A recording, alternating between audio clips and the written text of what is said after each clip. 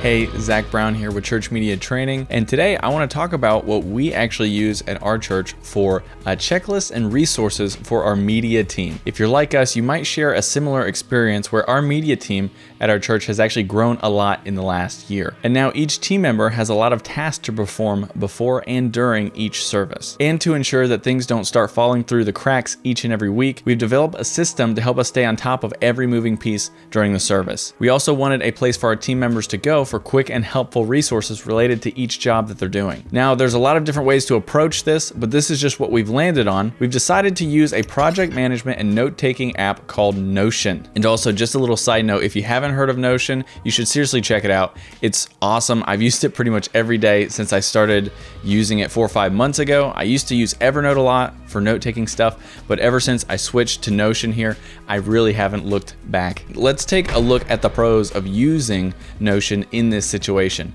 It actually gives us flexibility and features that using something like a normal Word doc just couldn't give us. The first pro is that you can easily and fluidly update or adjust checklists in Notion. It works basically as a living document and is more dynamic than a normal Word document. Those of us like me who have editing capability on the pages in Notion can go in and make changes and update tasks. No need to reprint or re-export a Word document every time you make an update to the list. Another pro is that it's easy to create, organize, and then share it with everyone on the team. I won't go into detail about everything you can do with Notion, but I'll just say you have a lot of options when it comes to organization and creating everything that you need. So for example, videos that I like and I want to share with everyone on the team, I can easily embed them where I want them. I can create drop-down menus, headers, and even a hierarchy of pages so that each page isn't cluttered with info.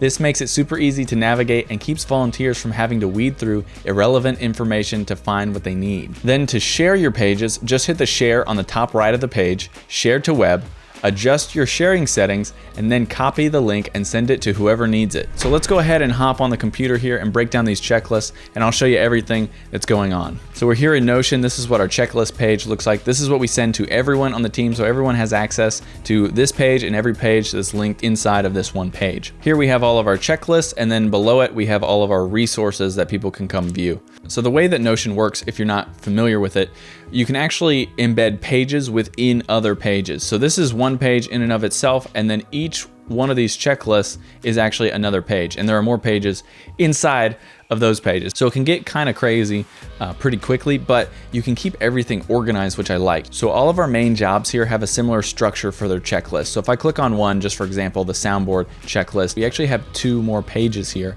and that's the same for all the other positions. So we have a task list, and then we actually have instruction and how-to. So we realized with our original task list that including the how-to of things was helpful for some people, especially if they're first starting out or they're fairly new to the position. They can reference that if they need a refresher on anything that we've covered in the training that we've done. But having it there all the time kind of muddies up the checklist. And for people who have done it a long time and they just need to make sure they're not forgetting anything, it actually kind of clutters up the page and makes it harder to find what you're looking for.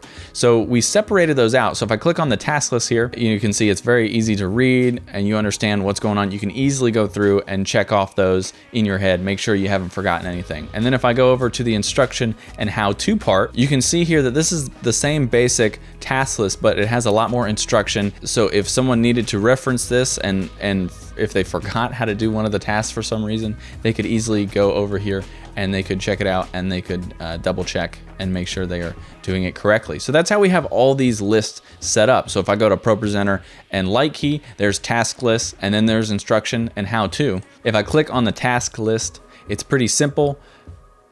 And then if I go over to the instruction and how to, a lot more information and a lot more instruction there. So keeping those separate really cleans things up, and so it makes it just really easy to go in, understand what you have to do for each task that you're performing.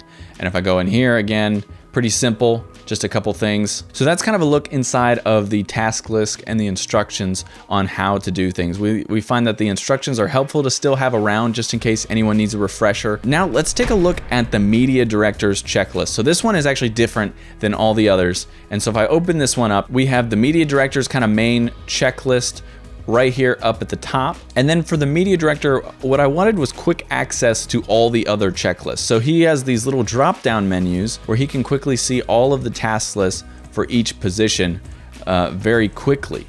And this makes it helpful just to make sure that everyone's doing everything they need to. And again, just double checking that we don't miss anything, because we don't want to be in the middle of a service and realize that we forgot, we forgot to pull the bumper video up, or we forgot to add that new song, or we forgot to format the new song, things like that, to help ensure that we perform at the best that we possibly can, because that's what we're striving for. And then also here we have another section, key tasks to perform during the service. We haven't completely filled out this list yet. There's just a couple things underneath sound at this moment. And then another section that we have, common issues and things to look out for. And each of these are, again, separated by position. So you can quickly reference and see, make sure we have everything under control and nothing is falling through the cracks. These lists down here are not fully complete yet. We've actually just kind of added these here. And then as we go through the weeks, if we catch anything that we think we need to make special reference of, because maybe we missed this or we forgot to do this, then we'll mark it in this checklist, and then the media director has that quickly at their disposal, so then they can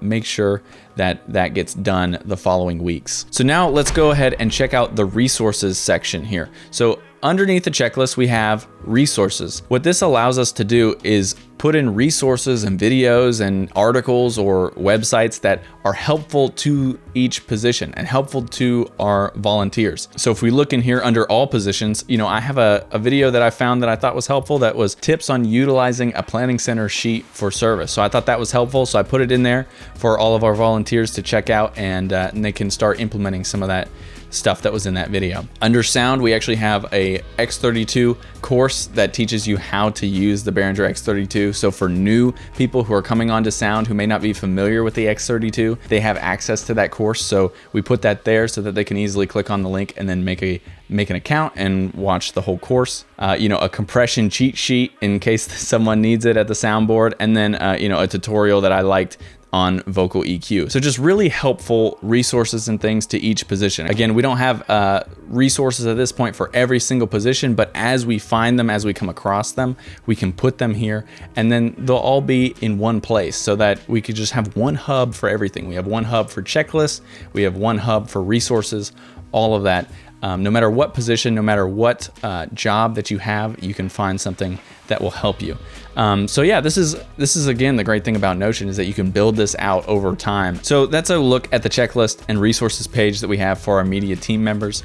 The other great thing about Notion though is that you can also duplicate pages as templates. So if you have a Notion account, you can actually copy this set of pages to your own Notion and then edit it and use it however you like. So if you like the process that we've created and you want to use this in your own Notion account and with your own church, I've actually made it available on my website for anyone who wants it. It'll be the first link in the description below for you to check out. And if you already have a system in place similar to this, leave a comment. I'd love to hear what others are doing and how it's working out for you. If you made it this far in the video, well, seriously, thank you for watching. If this video helped you in any way, it would actually mean the world to me. If you hit the like button, it would help out a ton. And if you're looking for more videos to save you time and frustration of figuring out digital media all on your own, well then hit subscribe, because I'll actually be making new videos like this over the coming weeks and months. Thanks again for watching, and I'll see you in the next video.